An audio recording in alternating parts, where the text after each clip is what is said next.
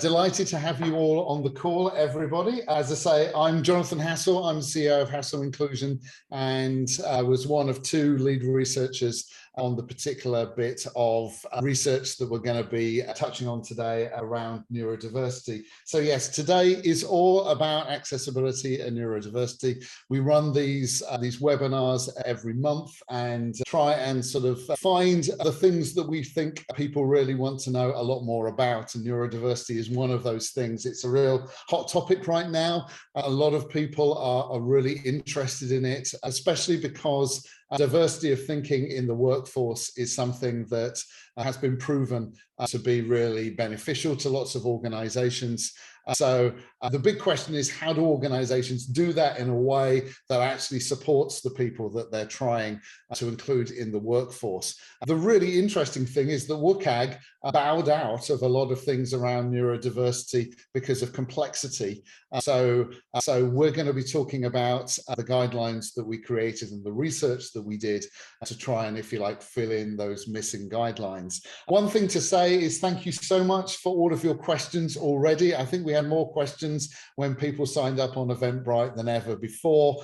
There was probably more than 38, but I didn't look this morning. So what I've tried to do is to orient the session around the questions that we've had, because we know that there are specific things that people are interested in, not just about neurodiversity, but how it applies to them in the sorts of things they do, whether it's e-learning or websites or whatever it is. So that, if you like, is the rationale behind what we do.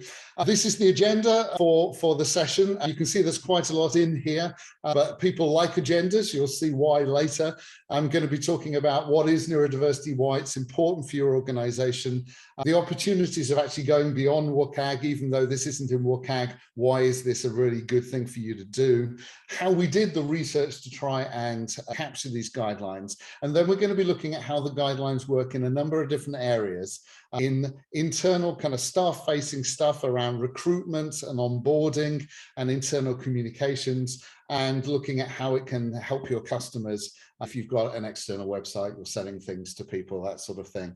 And we're going to look at a little bit on the importance of user research to take what we've got here and move it forwards. Finally, we're going to tell you where you can get a copy of these guidelines soon and how organizations are starting to use them. And as I say, there will be a little time at the end for us to answer some more of your questions if we have time. So I'm going to dive straight in. What is neurodiversity and why should it be important to your organization? So neurodiversity is the 1 in 7 people, that is an estimate, but it's a pretty well established one, who think differently from other people. So neurodiversity is about the way people think, and the differences the way people think from each other. The conditions that you're probably familiar with are things like autism, dyslexia. There's actually quite a number of conditions within dyslexia around dyspraxia or dyscalculia, all of these different things. ADHD, learning difficulties. You could bring in some mental health conditions here as well. There's a lot in neurodiversity, but effectively what we're about today is to try and work out how we understand the needs of people who have these sorts of conditions, and how, as people who are creating or maybe just consuming digital content, how do we support those needs in what we create? So just a few kind of stats to start off with. So people who are autistic, as I say, the research that we did was primarily for autistic people. The figures can vary. Around about 1% of the population of most Western countries have autism, but that number is probably wrong, because a lot of people who have these conditions have not been diagnosed. In fact, I noticed that in our chat from earlier, that a number of people were saying that they just recently been diagnosed with autism. And actually that element of whether people are aware of it themselves and whether or not they're actually getting any support for their condition is one of the things that we're going to be touching on in the session.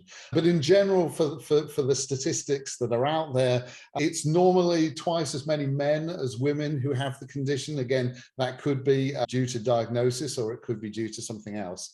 The interesting thing is that a lot of companies are now really getting interested in people who are autistic because, especially for technology companies, some of the autistic mindset, if you like, can be very, very helpful in the workplace. It's a lot more people who are dyslexic, around about 10% of the population of most countries. Again, generally tends to be 2 to 1 male to female. According to Malcolm Gladwell, whose book David and Goliath has an amazing chapter on dyslexia, about 1/3 of the world's entrepreneurs are dyslexic. So it just gives you an idea that this stuff is really interesting in terms of any stereotypes you have about who somebody with a particular condition might be may not necessarily be the case. So, but these are 2 questions, and you're going to see this slide a lot because I'm going to be actually parroting back some of the questions that I've been asked to give you a really good response to some of the things that are important to some of the people on the call. We had 2 questions that I thought were brilliant because they really illustrated the user need for supporting the people who are neurodiverse. The first one was this: so what support exists for neurodiverse individuals who've been excluded from employment for many years, creating even more complex difficulties which now include mental health? Now, we are not going to be tackling support for people who are neurodiverse on this call. It's not what we're about. We're about how to create products that help. But that gives you a glimpse of the sort of problem that is out there and the links between things like autism and mental health if actually technology and the workplace in this particular instance, and also attitudes in the workplace, don't actually sort of move forwards as a society. This gives us a glimpse of the opportunity. This is a great question. Can digital accessibility change children's lives? Can it grant disabled children a sense of social belonging? If you like, this is the complete reverse of what was on the left. On the left is the impact of exclusion. On the right is the impact of inclusion, and we're all about inclusion. And so how do we help people be included? And the really interesting thing about that question was I actually started thinking about neurodiversity for kids. So I was at the BBC a long time ago now, and I was working on something called BBC Jam, which was trying to help kids learn through playing computer games. And we were doing £150 million worth of e-learning. And it was my job to try and make that work for everybody, all of those kids, including those who had special educational needs. So that's where I was introduced to sign language. That's where I was introduced to autism, specifically through the sign language magazine that a number of people who are autistic use, and all sorts of other things as well. So as I say, if the person who asked that question has loads of follow-ups about accessibility for kids, we could have a good conversation sometime. The key thing to see here, and it really does relate to what we've just been talking about with respect to that diagnosis, is that whilst it may not have been the case maybe sort of 20, 30, 40 years ago, when it comes to looking at disability and accessibility for kids these days, it is less about kids with vision difficulties, because there are much fewer of them, and much more about kids who are neurodiverse, so those with learning difficulties, dyslexia, autism, ADHD, all of the rest of it. Because at least in education, thankfully, society has moved forward a bit. So that's a really kind of interesting thing to see. Unfortunately, I think I'd be fair to say that the accessibility community hasn't, and that's what we're trying to sort today, if you like, which is to get accessibility to include people who are neurodiverse, not just concentrate quite so much about people with physical disabilities. The other good thing for society is that I think we're actually, things are changing in employment. I mentioned it earlier. You saw the impact for that person's mental health of not being able to get a job. But the really interesting thing these days is that, at least in what they say, companies really want to employ people, or at least some people, who are autistic. There's a lot of research that's been done in terms of diversity and the benefits that can come from employing diverse workforces, those with disabilities, and especially around neurodiversity. Higher revenue, more innovation. People who think in different ways can come up with different solutions. You can see the link immediately with innovation there and the real opportunities that are there, and thankfully are now starting to become more understood by the employers, if you like. The difficulty sometimes is how people sort of, they kind of almost want all of this innovation without maybe the challenges that come from having somebody who thinks different and maybe does things in different ways in the workforce. And today we're all about how to make sure that organizations, if they have people who are neurodiverse who they're recruiting, are actually able to provide an environment where those people can thrive. So just looking at things from a customer base for a moment, say, for example, you're thinking about accessibility more for external users, your customers, not your staff. The standard things there, about 40% of people have an accessibility need, and obviously neurodiversity kind of fits into that.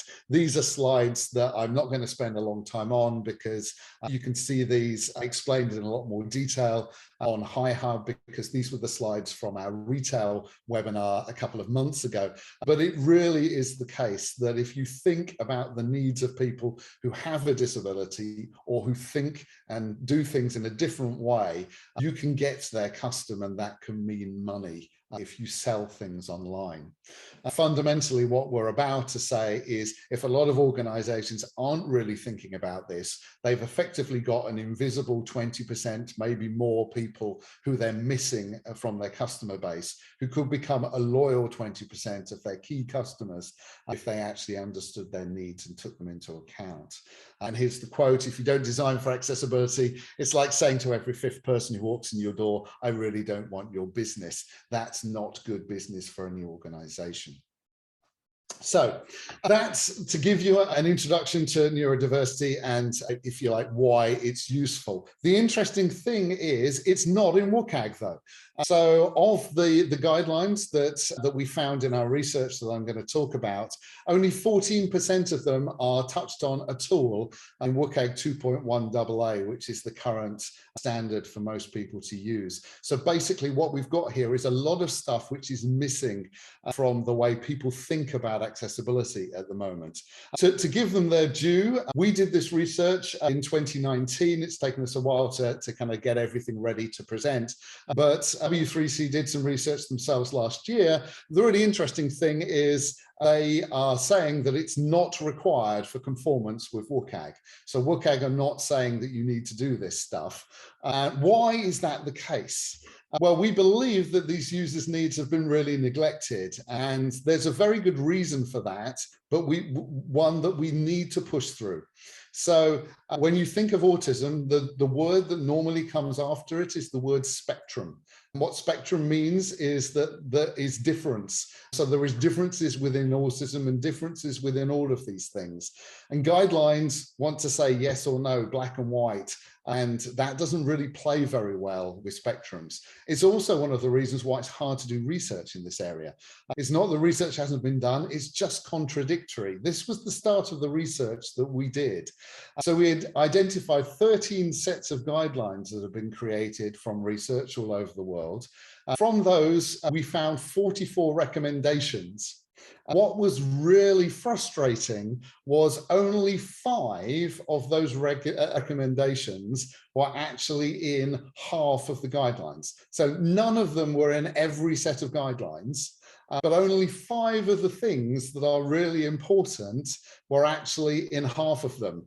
So the amount of sort of like things that were in this one and weren't in that one, and this one said one thing and it was contradicted by that one, it was really, really confusing.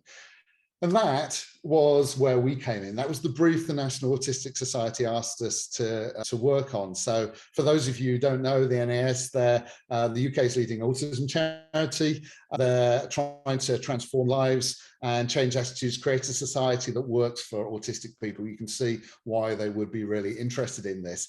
They've worked out that everybody with autism is unique, which means the accessibility requirements is kind of unique as well, which is why there was all of that sort of confusion in the guidelines. But they wanted to make a new website. And so they needed some practical sort of like, knowledge through, okay, if we've got loads of different guidelines that contradict each other, what should we do to really make our website work for as many people who are autistic as possible? And that was what we did. So I think it's just worth saying it just at the end of this section that the reason why we believe that this is so important for now is that thankfully we've got to a point now where no one really thanks you for getting to WCAG 2.0 or 2.1 AA. It's expected. If you haven't got there, you feel like you might be sued any moment. Accessibility, those standards have been there for a while. That's what's expected. This is the stuff that goes beyond what's expected. And it's really, really important for staff and customers. But these aren't, you won't find them in any law. You won't find people kind of like suing each other because they haven't complied with these guidelines or anything like that. They don't have the legal status the rest have, at the moment at least, mostly because they're slightly uncharted territory, which makes them a lot more exciting, but also a lot more interesting to try and work out how you would use these to help you where you are. So what I'm going to do is I need to take you through how we did the research for two reasons. Number one, I know we've got a lot of user researchers on the call today who are really interested in this. Number two, because it's the research methodology that makes our guidelines more important, I believe, than all of the rest, because we're the people who try to explain why all of those guidelines clash with each other and how to pick your way through that. And it is quite a complex story, so my apologies if you're not into sort of demographics and all these sorts of things, but the guidelines themselves and what you do with them will be along soon. But if you're interested in sort of how we came up with these guidelines, then we'll be answering the sort of questions that you've asked. So these were four that we got. Advice on web design for neurodiverse children. So there's a difference between children and adults. What about adult dyslexia? And some issues around how to get across the importance of these guidelines. So if we create them and they're not the law, will people use them? Was a key thing that we were thinking about. How do we incentivize people to do that? And there's a specific issue around autism and burnout that we're going to come to. So that first thing, and the real complexity of this, is something that we call intersectionality. What that means is that a lot of people who are autistic also have a learning difficulty or are dyslexic. They don't just have one condition, they have multiple conditions that interact with each other and make them the unique person they are. So what we were trying to do was to, if you like, understand people and think, okay, that's because that person is autistic and dyslexic. And that's what makes them different from maybe somebody who's autistic but doesn't have that side to them as well. And these sorts of things were part of the research. People have a lot of different preferences on the spectrum. So there's a lot of sensitivity, especially to things like color. Some people are very sensitive to it, other people less sensitive. I've already mentioned Makaton, the sign language. That's used by a lot of non-verbal people who are autistic, so they choose not to speak. But a lot of people who are autistic do choose to speak. So again, there's a kind of like a difference there. It's not so much important for our research, that one, but the one that really is textual and non-textual. So there are some people who are autistic who love images and really, really love images. And there are other people who are autistic who really, really hate images. and they don't agree with each other. So our guidelines and research had to cope with that. We looked at male, female, we looked at children, adults, and we looked at other socioeconomic factors, like we had people who were unemployed in our research and people who were studying for PhDs, on the kind of sides of things there. So really trying to get underneath why there was so much difference in these guidelines that were out there.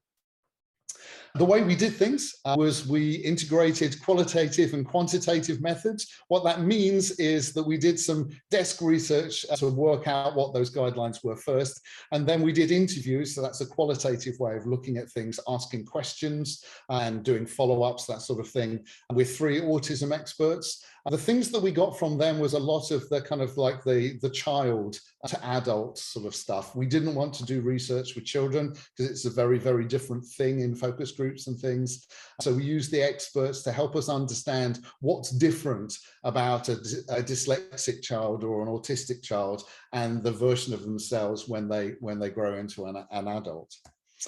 We did our phase 2, which was working with 198 people quantitatively. So we did a survey with 398 people, 110 of whom had a learning difficulty as well as being on the autistic spectrum, to try and work out in a big sense, if you like, what people needed, how they agreed with each other and differed from each other. And say 400 people is a big body of people to do that with. And then we went deep in with 17 adult autistic users, including a few who had dyslexia as well. We did what we term a diary study. So we asked them to look at some websites and things and write down their thoughts. And then we brought them in and did focus groups with them to really say, okay, so you said that you didn't like this thing. Why? Do you know why it was you didn't like this thing, and how much of that thing, if it were changed, would that be okay? What is the extent of this thing? And then we did analysis to try and work out how we can understand those differences and how we could put them in guidelines. So here's the interesting thing, and this is a stereotype, but I think it's a way that we started to understand, if you like, the autistic mindset when it comes to looking at a web page. So if you're autistic and this isn't the way you think, brilliant, because that's the whole idea of people being unique. But most people that we talked with who were autistic, when they go to a website, they're very task focused. And if you like, a little bit impatient. They are trying to find a solution to a problem they have, which is, I need a bit of information. And the longer it takes for them to find that information, the less happy they are, shall we say. They don't browse around quite so much. They're very, very task focused. Another thing that we started to understand was that oftentimes the phrase we used was detail detectives. So they could become obsessed with parts of the design of a web page that other people would just go straight past. If there was a background image, most people would go, oh, well, it's just a background image. I want to look at the text. And we'd have people who would spend like 5 minutes looking at the image and then completely forgot why they came to the page. That sort of thing, the idea that some things are important and other things aren't important, was different for people who are autistic. And they had sort of, if you like, no filter. It was very difficult for them if there was too much information. They got very easily distracted and very, very easily overwhelmed by too much stuff. They weren't able, if you like, to filter out what was important and what wasn't in the same way that maybe the designer of that page anticipated. And then dyslexia and learning difficulties were just kind of like an additional thing on top. So that is the burnout thing. That's the thing that tends to happen. So when people look at sort of guidelines and sort of failures of a website against accessibility, they normally rank failures in terms of high, medium, and low. High, maybe it's difficult to get through something. Medium, it's slowing you down a bit. Low, it's fine. Here, high could be actively pain. literally this site is doing my head in, as it were, because I can't complete my task, but I can't get away from it. So we had lots of sort of like people talking about dizziness, fatigue, blurry vision, physical pain when they experienced pages that weren't created with their needs into account. That means that this stuff is really, really important, because if you've got any of the high issues on your website, and you have somebody who has a real sensitivity to that issue coming to your website, then that's a really, really seriously bad user experience.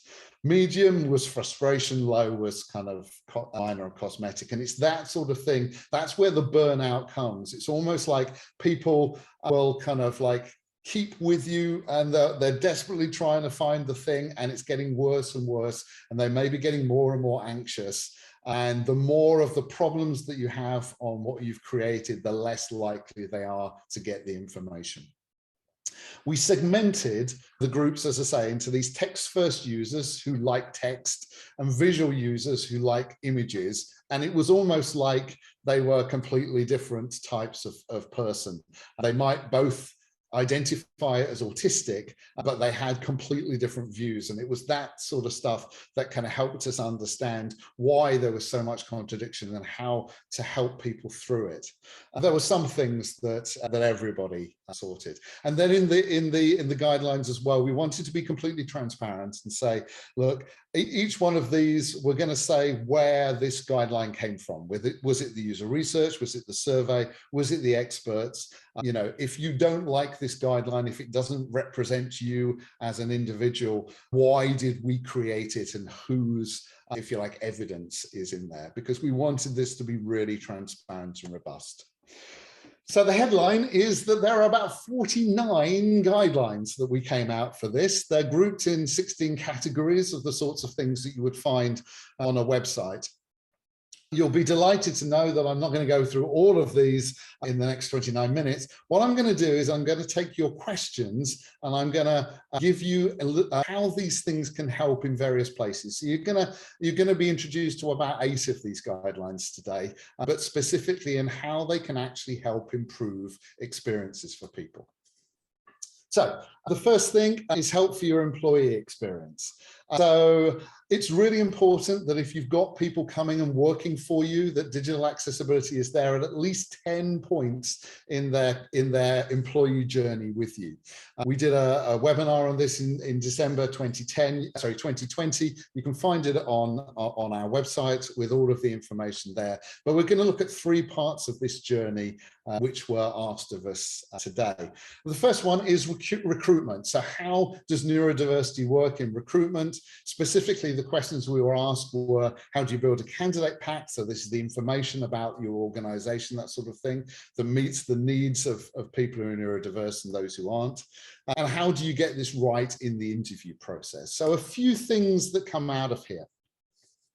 So the first thing, in your candidate pack, there'll be lots of information about your company, why people might want to work for you.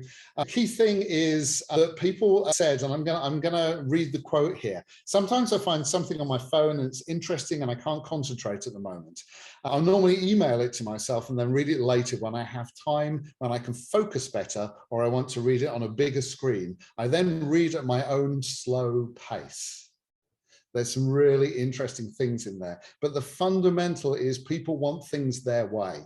So if you've just got that information on your website and they can't download it and look at it offline, you should think again, if you like. Another thing from a completely different part of the guidelines, but a really important thing for candidate packs and all the way through the recruitment process, is your job application form. A key thing, and thankfully this is in WCAG, is that timeouts are awful. The quote, timeouts on forms cause meltdowns. You want to make sure that people have time to apply for your job. And if you've assumed that they're going to be able to do it in a certain amount of time and they want to do it a little bit more slowly, then are you penalizing them without reason? Say they get through that and they've come through to your interview. One of the other guidelines, so there's quite a lot in the guidelines around colors. And the specific one here is avoid using lots of bright colors on a website. And this is the web version of something that's been understood for quite some time in architecture, which is that people who are neurodiverse tend to prefer calm colors and to be put off by bright colors. So, for example, if you've invited somebody who's autistic to an interview and you put them in a room with bright red paint on the walls, they are unlikely to be able to perform at their best, because you've not put them in a calm environment. The same would go for any wallpaper that you have behind you on Zoom or whatever you're using. It's really important to keep bright colors away from the scene, if you like. If you're doing things remotely, some really interesting things here that come from the guidelines, but we've done a lot in user research since. So this is one of those which is quite challenging to people. So people who are text-first autistic users, so they don't like images so much, can get really off-put by the sort of thing that I can see and love on my screen in front of me here, which is lots of video pictures. I can see a lot of you, I can see you're paying attention, you're really enjoying it, that's great. That's my preference. A lot of people who are autistic do not have that preference. In fact, they would prefer to turn off the video. So if they want, if you're doing an interview with them and you require them to have the video turned on, again, they may not necessarily be performing at their best. We had one organization who during the pandemic was requiring people to video themselves as part of their application. Again, that's the sort of thing that a lot of people who are autistic really wouldn't like. So the key thing here, and I'll repeat this in numerous points, but if you get nothing from this session other than this, you'll have still come away well. Ask people if they have a preference and have an alternative if they do. That's the thing. Treat people as individuals and you really are on the right tracks. So hopefully that gives you an idea of what to do in the recruitment process. We had some questions as well around what we would term onboarding. So these were really all about training. So what best practices are there for workforce training for people with neurodiversity, and specifically things from, I guess, companies who work in e-learning. So the first thing, and I want to start off with what we were just looking at there. Lots of people who are autistic don't necessarily like face-to-face communication. As such, e-learning, or at least remote learning, could be a much preferable way of them learning than in a classroom kind of face-to-face. So that's the first thing. Second thing is, if you are training face-to-face, take care about the environment in the room. When I was at the BBC, I was creating the British Standard for Accessibility BS 8878, and somebody from Neurodiversity International wanted to have a chat with me to make sure that it understood the needs of people who are neurodiverse. I said, great, come, and they sent me 10 things I needed to do to set up the room so that we could have a good meeting. And that included things like making sure the lighting didn't flicker, or made sure that there wasn't any sort of air conditioning. The temperature needed to be right. The background hum of the air conditioning could put them off. They were particularly sensitive to that. Remember, different people are sensitive to different things. So again, if you're trying to train face-to-face, that's really hard when you've got a lot of people in the room and you've got somebody who's autistic who wants it really quiet and a particular way. Again, ask if they've got a preference to understand that. So for example, a lot of people who are autistic, I love that you're on this call, but you might prefer watching this on HiHub later, when you can watch a bit and chill for a while and watch a bit more, do things at your pace, however you want it, with full captions and a transcript. Those sorts of things can be really, really helpful from our understanding. If you are doing e-learning, here's a real gotcha for you. So this is the perfect example of the difference between these visual and non-visual groups. The thing on the left here says that visual users like videos. In fact, they would prefer videos to text. So they want every website in the world to just be video. YouTube rocks. Wonderful. On the right here, we have same set of guidelines, our guidelines, something that says only use video content when it adds value or increases the clarity of textual information on the site. People who are text-first users don't like video. In fact, we've had a lot of people who are saying if there is a talking head video, if there's captions, what they'll do is they'll read the captions because they don't have to look at the person who's speaking. It would be even better if there was no video at all and it was just a transcript of what they said. Both are autistic, both need to be catered for. So how do you do that? Again, it's the same sort of thing. Ideally, you present all information in both text and video, and people can then choose which way they would want to do things. That would be a great way of keeping everyone with you. A final thing for e-learning, a really interesting thing. A lot of people are autistic. Remember I said that they go down the page until they find the information they're looking for. A key thing to help them feel okay that they're on the right page is for you to say a summary of the page at the top. They then know that they're in the right place. And for e-learning, this goes for the whole of the course, if you like. This is actually somebody who wrote to us on Eventbrite saying, I have autism. I'd be very grateful if the points are concise. I hope I'm doing that okay. I know some of this is a little complex. Visual help is always good. That's why the slides have got a lot of images on them. And I love to have an agenda at the start of the session with the topics and the order of them. Do you know now why I read through all of that stuff? Because people who are of this frame of mind want to know what they're going to get in the next hour, not just on this page. So a really important thing for e-learning. There's more hints and tips. As I say, we cover this in November 2020, specifically around things like animations, which can be a really interesting area for people who are neurodiverse. But as I say, we've got a poster on our website, so go and grab that if e-learning is your thing. I want to move on to internal communications. So they've now got into the organization. Someone asked what would be considered an intranet for people who are neurodiverse. Someone was asking about how to communicate with people who are autistic, especially because they were creating a group, an employee resource group, I would say, for people who are autistic in the organization. So a couple of things here. First one, that intranet, that page layout, really, really important. As I say, whenever you're going to a page on the intranet, say what the page is about, because you know what intranets are like. There's pages that are current and there's pages that haven't been updated for 20 years, and people sort of like spent 5 minutes on them and are really, really confusing. And the best thing that you could do is to avoid them.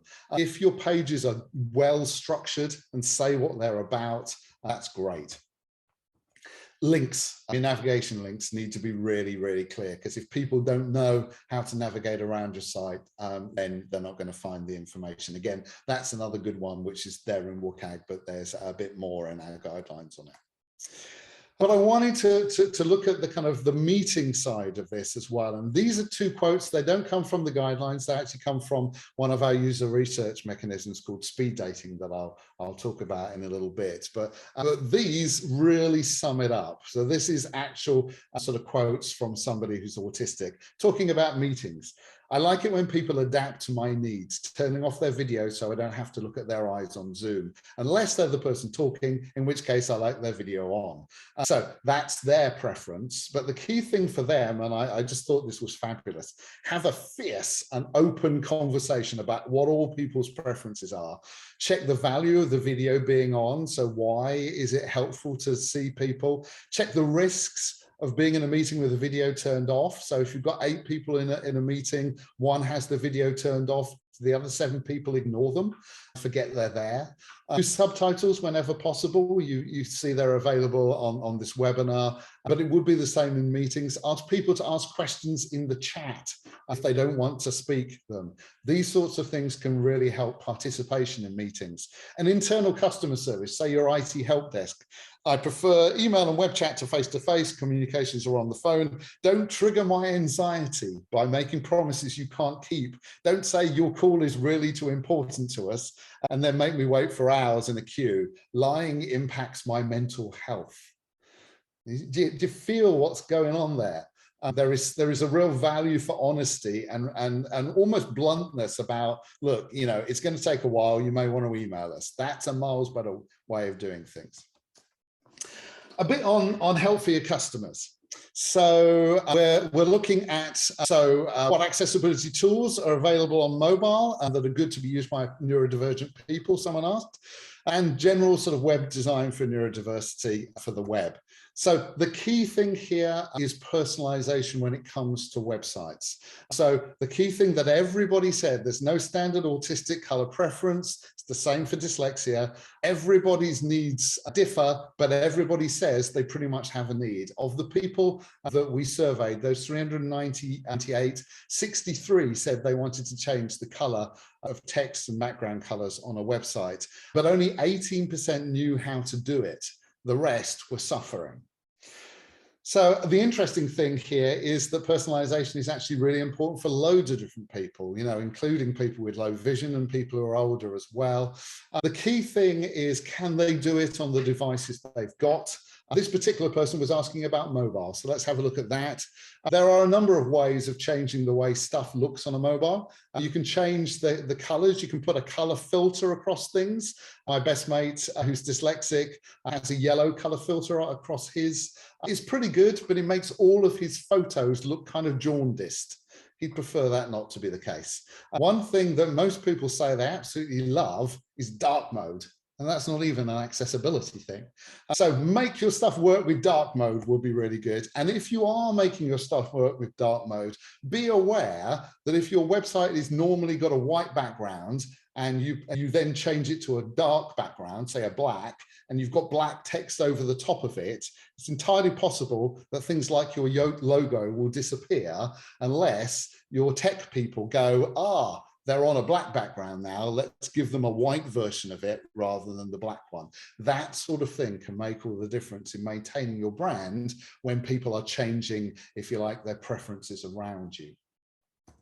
Another couple of things that can be useful for websites. Everyone says they want their stuff to be simple, but they really don't know what it is. So there's some really good stuff in the guidelines about what neurodiverse people consider to be simple. Things like don't have pages that go on forever, but it's really dependent on the type of page that you've got. So articles can maybe go on for a reasonable length, but actually, if you like, the navigation pages that say we've got a number of articles shouldn't. That sort of thing is really helpful for a lot of people for whom scrolling makes them dizzy. Also, some really interesting stuff I was mentioning, sort of background images and things like that. Yeah, a lot of people just really were fine if they were a texture, but if they start getting kind of very, very visual, they can get in the way of the text. And so a lot of people who are neurodiverse just want to turn them off, or for you to have not put them there in the first place. That sort of thing can make all the difference for a lot of different people. So one final section on user research, and then we'll have some time for questions coming up. So Pete, if you can have some lined up for me in about 5 minutes. So user research is how we did all of this stuff. In fact, user research is the last guideline in the guidelines. And there's a very good reason for that, which is that, for example, I've just been talking about sort of 15 minutes ago about don't have too much bright colors on your page. Some of you probably at that point said, well, how much is too much? To which the answer is the guidelines won't tell you, because it depends on how bright your colors are, what else is there on the page, you know, all of these sorts of things. So actually, for you to really get the best from these, it's useful for you to do user research and not just rely on the guidelines. The guidelines will tell you the question, but they won't always tell you the answer. And this is the sort of thing that we're doing with a lot of organizations at the moment to try and help. Obviously, there are people on the call who are interested in this sort of stuff because we had questions about empathy. How do we empathize with people who are autistic? How do they empathize with people on call centers, that sort of thing? And how to do inclusive user research, the sort of stuff that we did on here.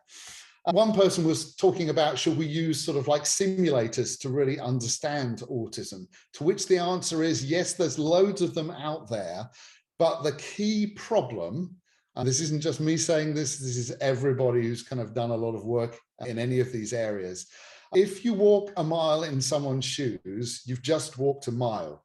it's their shoes and they walk in them all of the time. So autism simulators enable you to feel what it might be like to have a condition for a little while, but everybody who has that condition lives with it. And because they live with it, they've learnt mechanisms to cope with it. And you won't have any time to start coping, or for you to feel like you having a simulation for 5 minutes is going to give you a really good idea of the condition of somebody who's lived with that for half their life is rather naive. The better thing to do is to talk to them.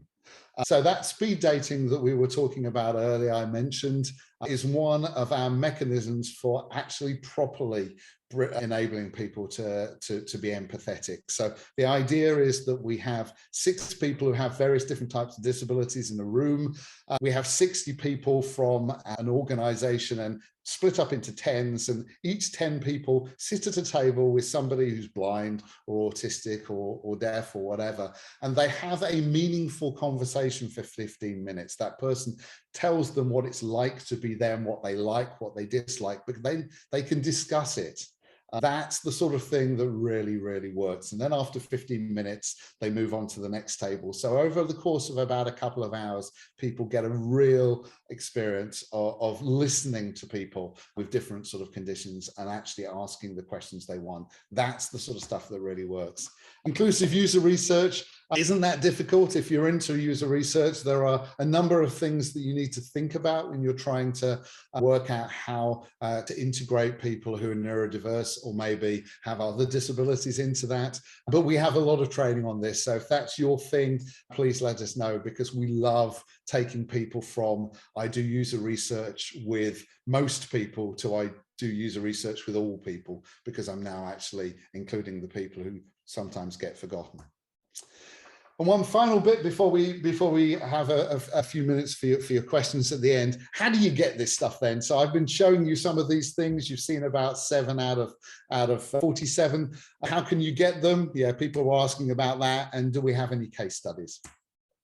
So the good news is that National Autistic Society are going to be publishing these sometime in the next few months, where we're just making sure that the documents themselves are as good as they can be before they go out. They're going to be from a link on the accessibility page on the National Autistic Society website. So if you haven't been to that yet, it's a really great site. You'll learn a lot more on there, and you'll be able to download them. So if you signed up to this, we'll make sure that you know when they're live, so you can go and grab them for yourselves.